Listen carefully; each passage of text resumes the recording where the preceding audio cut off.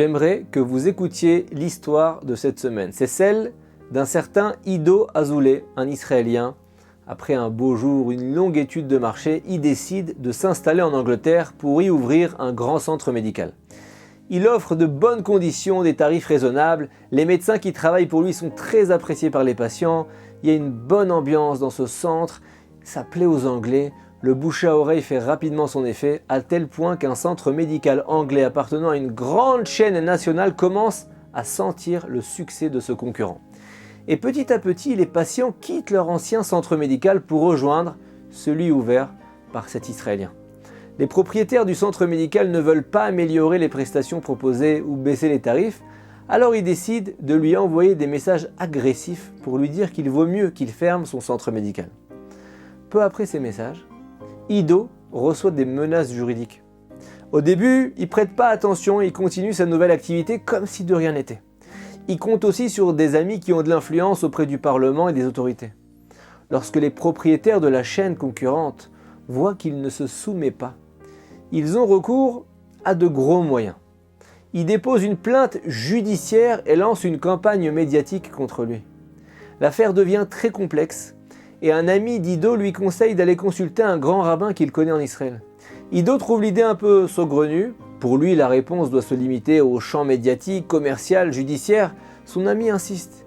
Il lui dit « Ido, qu'est-ce que tu perds à le consulter? Ça vaut le coup. Il s'agit d'un érudit exceptionnel, un grand homme aussi. » Ido se laisse convaincre et avec son ami, il voyage vers son pays d'origine, Israël. Le lendemain de leur arrivée, les deux hommes se retrouvent devant le Rav Aaron Leib Steinman.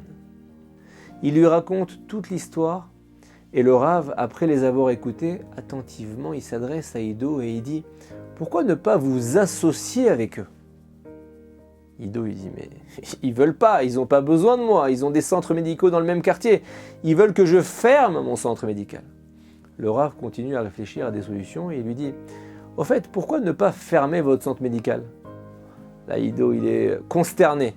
Il répond au Rav « Mais le Rav pense vraiment ça sérieusement. J'ai travaillé dur pour la création de ce centre médical. J'ai conclu un contrat de location pour l'immeuble et je me suis également engagé auprès des médecins. Je vais devoir tous les dédommager. Je me suis pleinement investi dans ce centre. C'est toute ma parnassa. » Le Rav, il lui répond qu'il y a d'autres sources de revenus dans la vie. Et il lui demande combien ça lui coûterait de fermer son centre. Ido calcule et il dit « J'aurai 70 000 € d'indemnité à verser, c'est énorme. » Rav Steinman lui dit « Dieu n'a-t-il pas 70 000 € à vous donner? Celui qui cède pour la paix n'est pas perdant. » Il continue. Et il lui dit un jour « J'étais jeune et j'ai vieilli, j'ai vu beaucoup de choses dans ma vie et je peux témoigner. » Dit le Rav Steinman. « J'ai connu de nombreux cas. On ne perd pas si on cède pour faire la paix. » Ido lui dit « Mais c'est énorme comme somme. Est-ce que le Rav il peut se porter garant d'une telle somme? Je vais perdre mes revenus. Est-ce que le Rav peut me promettre que je trouverai une autre parnassa ?»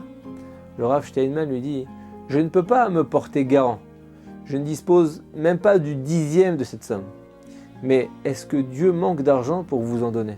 Sachez que cela fait 50 ans que je donne des conseils aux gens et je n'ai jamais donné un conseil que je considérais mauvais. Je vous assure qu'il s'agit d'un bon conseil. Celui qui cède gagne. Une parnassa, je ne peux pas promettre, mais perdre, on ne perd pas. » Ido, il est un peu perplexe.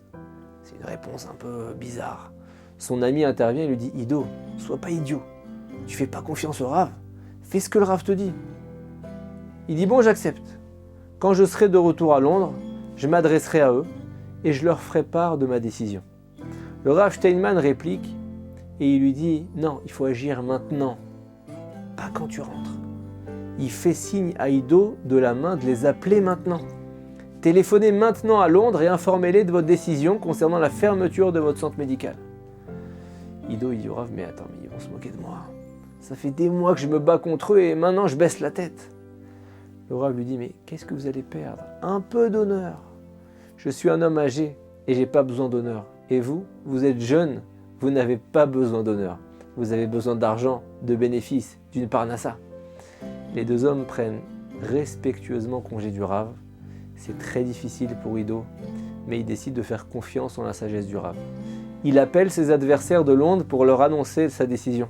Le centre médical de Londres n'en revient pas. Les propriétaires sont stupéfaits d'un tel retournement de situation. Ils sont partagés entre la joie de l'annonce du retrait de ce redoutable concurrent, mais ils se demandent ce qui peut bien se cacher derrière cette mystérieuse annonce.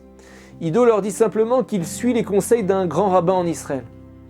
Les Londoniens ne peuvent pas croire à une telle histoire.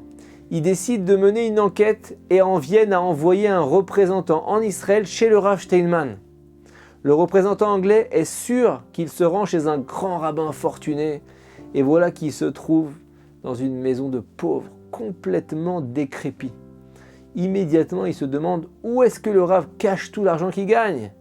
Il s'adresse au Rav. Il lui dit « Je suis venu au sujet de l'affaire des centres commerciaux de Londres. Que souhaitez-vous gagner sur notre compte ? J'ai entendu parler du Rav comme étant une personne intelligente. Qu'est-ce qui se profile derrière cette façon d'agir ? Et qui se chargera de rembourser les pertes de notre concurrent ?» Rav Steinman pointe la Gemara, le Talmud, et déclare « La Torah nous dit qu'il doit céder. Et elle nous enseigne qu'il est interdit à l'homme de prendre le gagne-pain de son prochain. Il ne doit pas installer son centre médical près du vôtre. C'est sur son compte. Dieu dit qu'il faut agir ainsi. Il n'est pas question de perte ou de bénéfice, mais c'est en tout cas ce qu'il lui incombe de faire. » L'anglais lui répond « Attends, j'ai compris. Ça, c'est ce que le Rav conseille à notre adversaire, mais quel conseil il peut nous donner à nous ? Notre concurrent entretient des relations avec des personnalités influentes, des gens importants. Que diront-ils ? Il a ouvert un centre médical qui réussit bien, et nous le lui avons fermé ? Ça risque de nous faire une réputation très mauvaise dans tout le public, ça va sonner très mal dans les médias. Personne ne va croire qu'il a abandonné son centre médical de son propre chef juste pour suivre le conseil d'un rabbin. C'est pas très bon pour le climat des affaires tout ça. Rav Steinman réfléchit quelques instants et il dit « Avez-vous un centre dans toutes les villes d'Angleterre ? Ouvrez un centre à Manchester et placez-le comme gérant. » L'anglais lui dit « Mais il ne voudra pas travailler sous notre tutelle. » Le Rav dit « Alors associez-vous à lui.